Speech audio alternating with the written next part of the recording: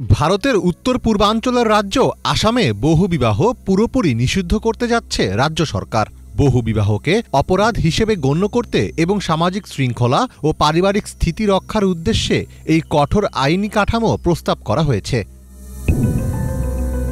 ২৭ November রাজ্যের বিধানসভায় Assam prohibition of polygamy বিল ২০২৫ নামে বিলটি পাশ হয়, যাতে একাধিক বিয়ে করলে সর্বোচ্চ ১০ বছর পর্যন্ত কারাদণ্ডের বিধান রাখা হয়েছে। এক প্রতিবেদনে এই তথ্য জানিয়েছে ভারতীয় সংবাদ মাধ্যম এনডিটিভি। বিল অনুযায়ী প্রথম স্ত্রী বা স্বামী জীবিত থাকা অবস্থায় তার সম্মতিসহ দ্বিতীয়বার বিয়ে করলে সর্বোচ্চ ৭ বছর পর্যন্ত কারাদণ্ড দেওয়া হবে।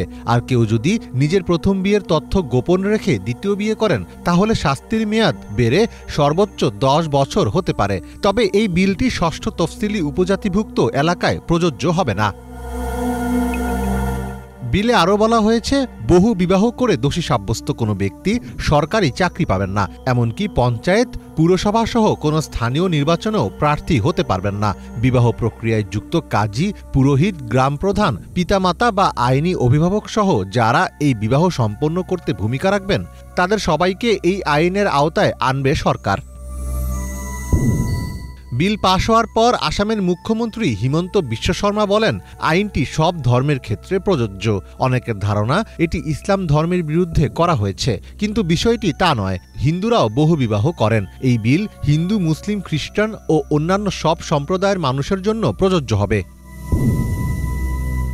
বিলে উল্লেখ করা হয়েছে, বহু বিবাহের কারণে ভুক্তভোগী নারীদের চরম যন্ত্রণা ও কষ্ট ভোগ করতে হয়। তাই বিলে নারীদের ক্ষতিপূরণ দেওয়ার কথা বলা হয়েছে, আর এই ক্ষতিপূরণ শাস্তিপ্রাপ্ত পুরুষকেই দিতে হবে।